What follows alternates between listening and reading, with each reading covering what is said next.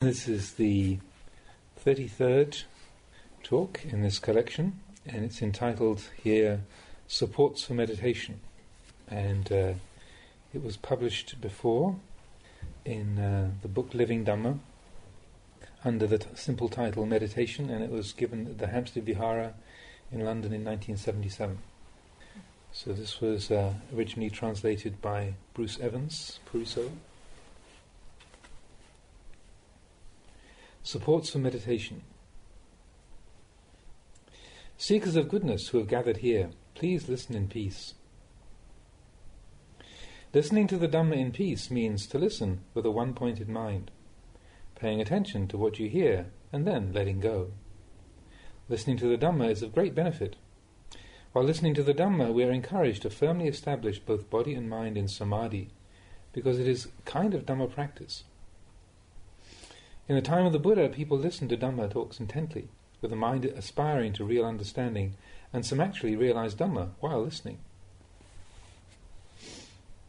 This place is well suited to meditation practice. Having stayed here a couple of nights, I can see that it is an important place. On the external level, it's already peaceful.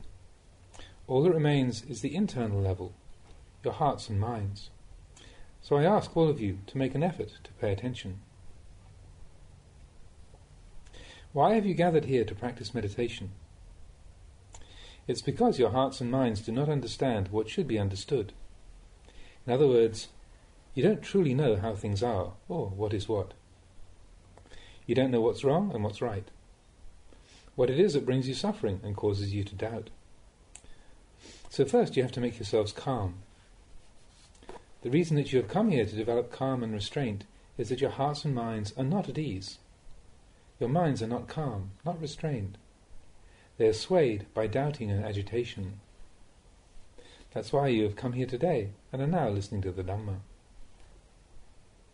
I would like you to concentrate and listen carefully to what I say, and I ask permission to speak frankly because that's how I am. Please understand that even if I do speak in a forceful manner, I'm doing so out of goodwill. I ask your forgiveness if there's anything I say that upsets you, because the customs of Thailand and those of the West are not the same. Actually, speaking a little forcefully can be good because it helps to stir people up who might otherwise be sleepy or drowsy. And rather than rousing themselves to hear the Dhamma, allow themselves to drift instead into complacency, and as a result, they never understand anything. Although there may appear to be many ways to practice, really there is only one. As with fruit trees, it's possible to get fruit quickly by planting a cutting, but the tree would not be resilient or long-lasting. Another way is to cultivate a tree right from the seed, which produces a strong and resilient tree. Practice is the same. When I first began to practice, I had problems understanding this. As long as I still didn't know what was what, sitting in meditation was a real chore, even bringing me to tears on occasion. Sometimes I would be aiming too high, other times not high enough, never getting the point of balance.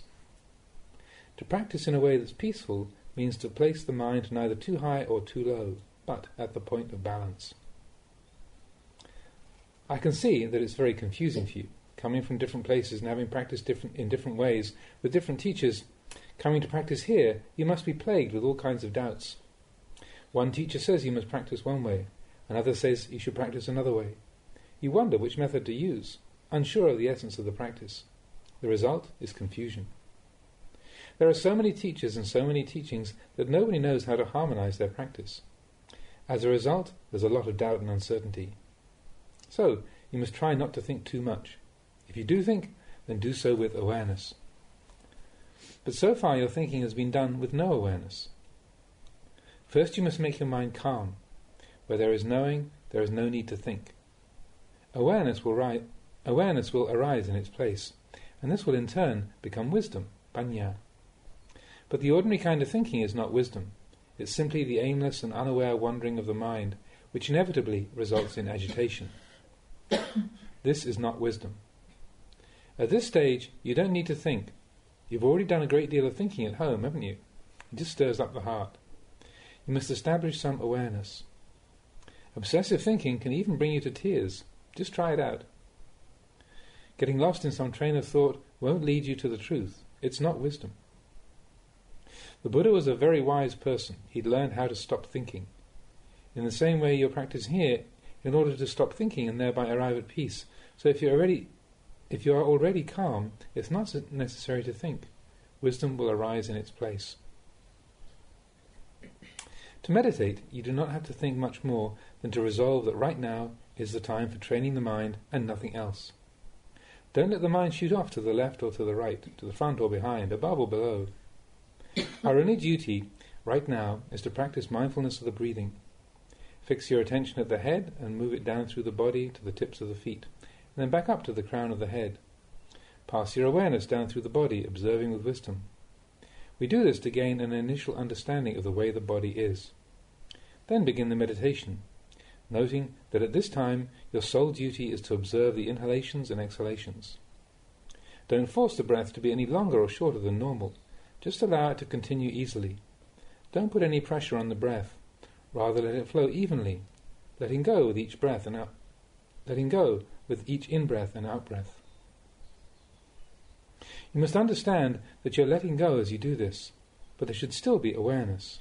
You must maintain this awareness, allowing the breath to enter and leave comfortably. There's no need to force the breath, just allow it to flow easily and naturally. Maintain the resolve that at this time you have no other duties or responsibilities.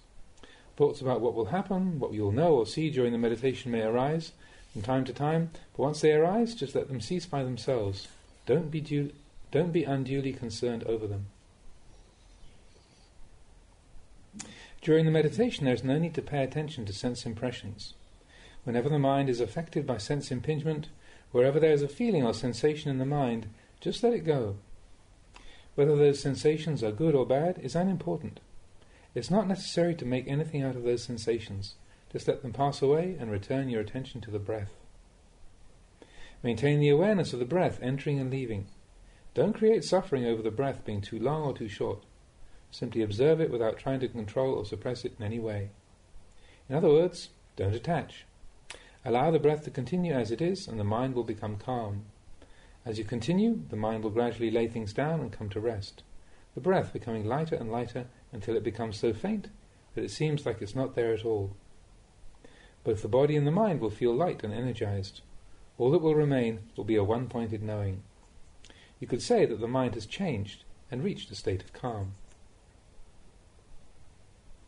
If the mind is agitated, set up mindfulness and inhale deeply till there is no space left to store any air. Then release it all completely until none remains. Follow this with another deep inhalation until you're full, then release the air again. Do this 2 or 3 times, then re-establish concentration. The mind should be calmer. If any more sense impressions cause agitation in the mind, repeat the process on every occasion. Similarly, with walking meditation, if while walking the mind becomes agitated, stop still, calm the mind, re-establish the awareness with the meditation object, and then continue walking.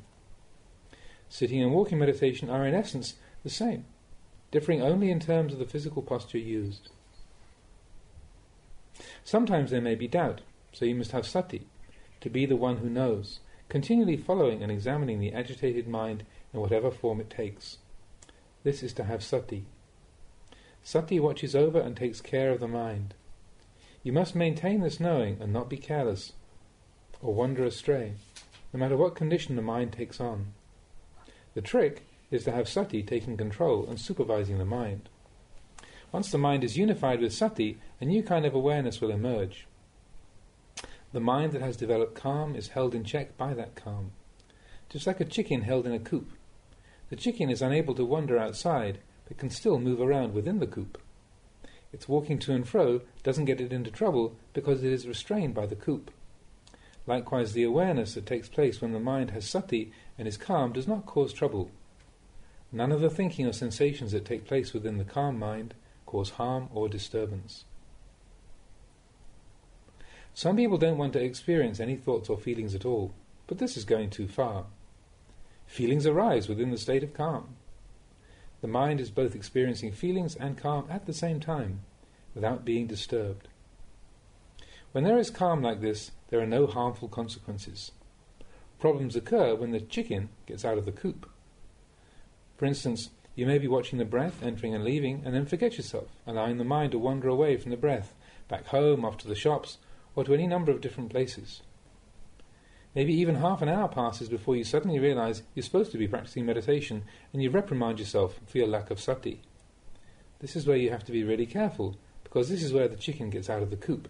The mind leaves its base of calm. You must take care to maintain the awareness with sati and try to pull the mind back. Although I use the words pull the mind back, in fact, the mind doesn't really go anywhere. Only the object of awareness has changed. You must make the mind stay right here and now. As long as there is sati, there will be presence of mind. It seems like you are pulling the mind back, but really it hasn't gone anywhere. It's simply changed a little. It seems that the mind goes here and there, but in fact the change occurs right at the one spot. When sati is regained, in a flash, you're back with the mind without it having to be brought from anywhere.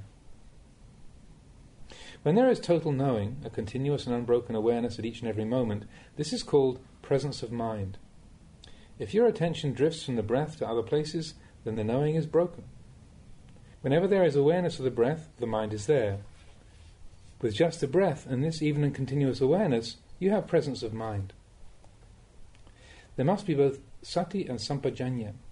Sati is recollection and sampajanya is self-awareness. Right now, you're clearly aware of the breath.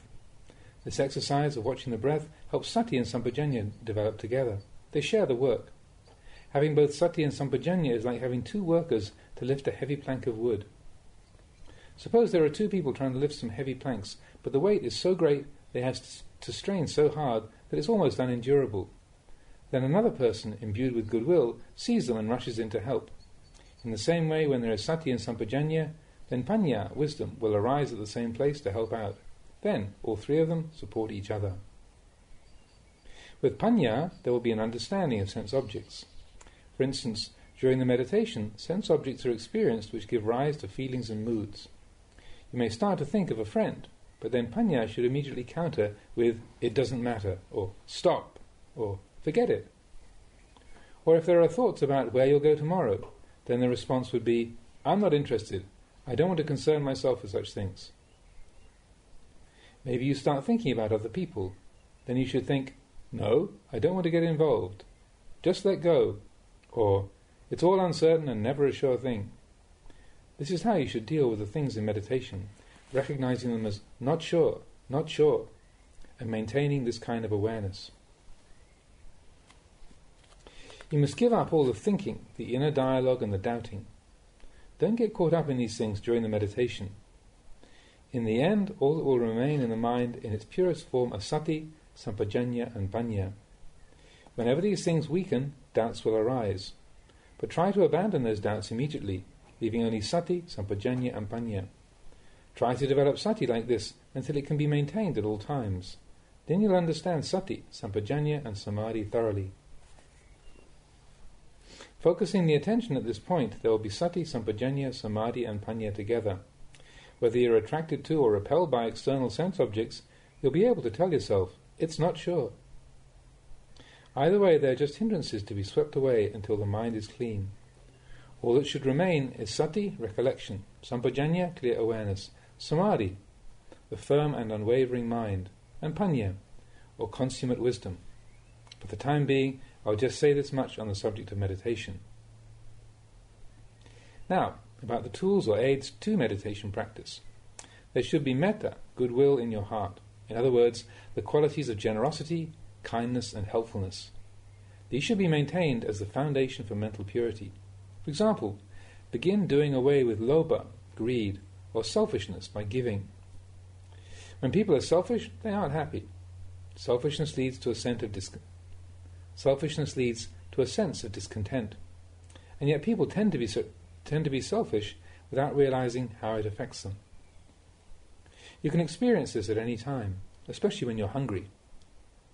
Suppose you get some apples, and you have the opportunity to share them with a friend. You think it over for a while, and, sure, the intention is there all right, but you want to give the smaller one. To give the big one would be, well, such a shame. It's hard to think straight. You tell them to go ahead and take one, but then you say, take this one. and give them the smaller apple. This is one form of selfishness that people usually don't notice. Have you ever been like this? You really have to go against the grain to give.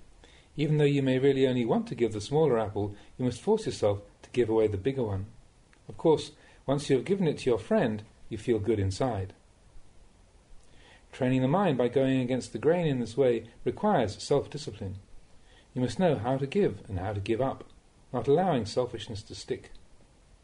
Once you learn how to give, if you're still hesitating over which fruit to give, then while you're deliberating, you'll be troubled.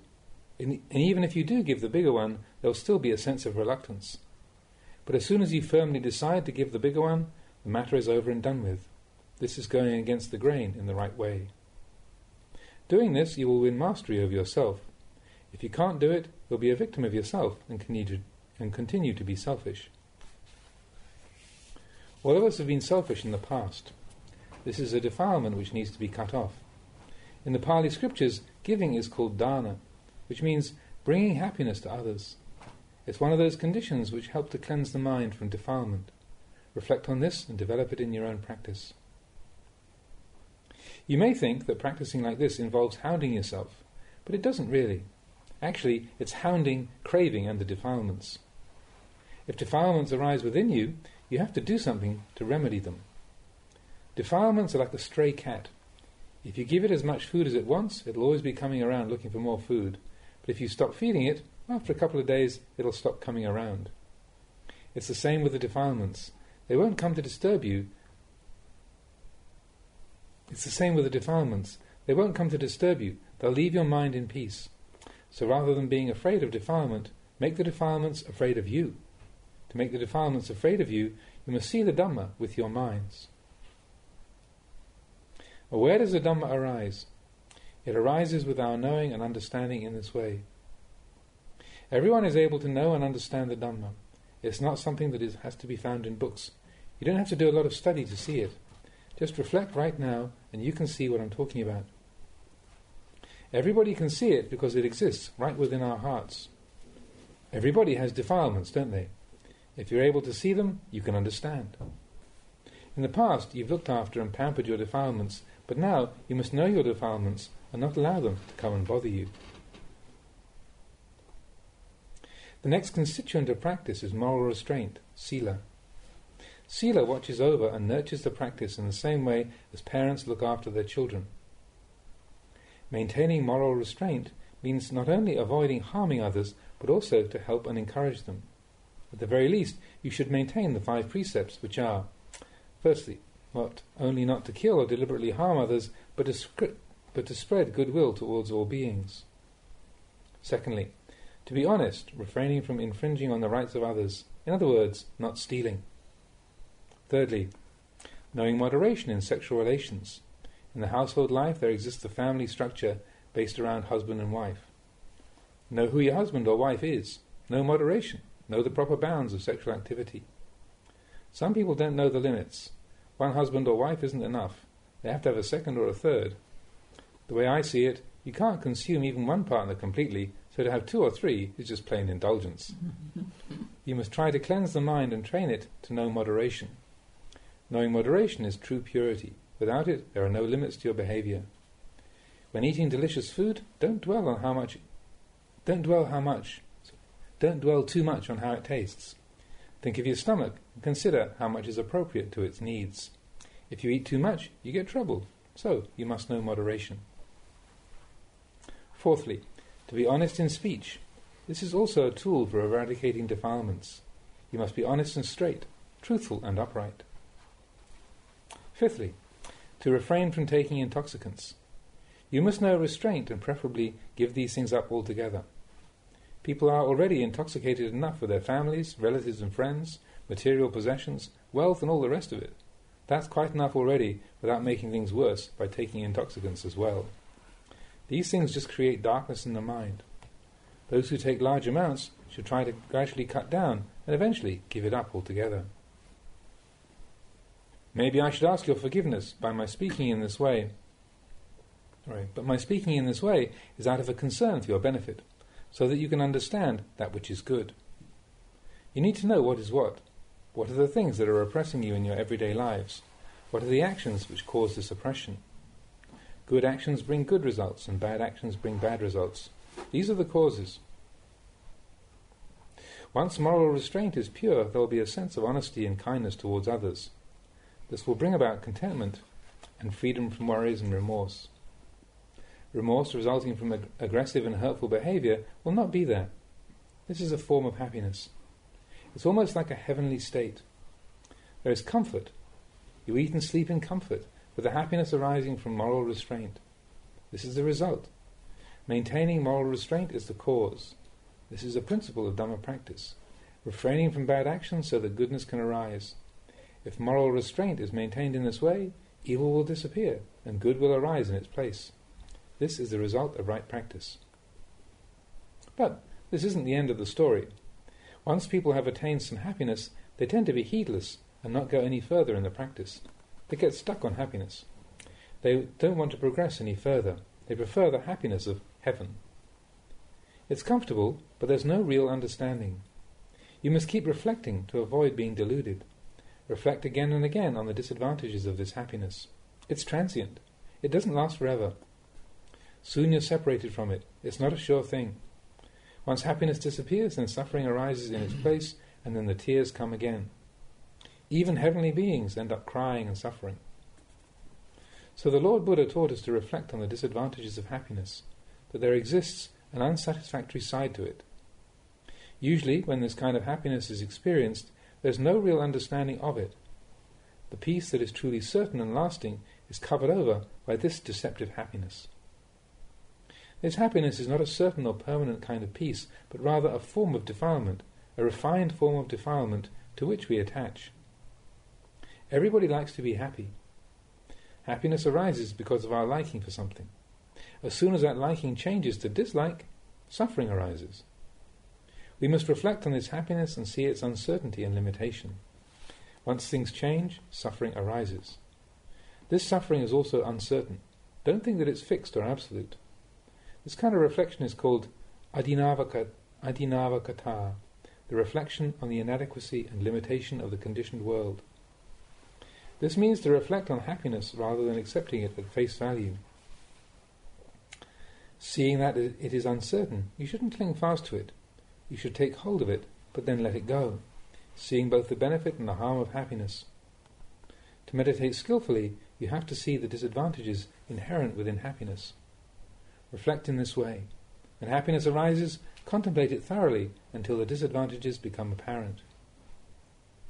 When you see that things are imperfect, dukkha, your heart will come to understand the nekammakata, the reflection on renunciation. The mind will become disinterested and seek for a way out. Disinterest comes from having seen the way forms really are, the way tastes really are, the way love and hatred really are. By disinterest, we mean that there is no longer the desire to cling to or attach to things. There's a withdrawal from clinging to a point where you can abide comfortably, observing with an equanimity that is free of attachment. This is the peace that arises from the practice. Amen.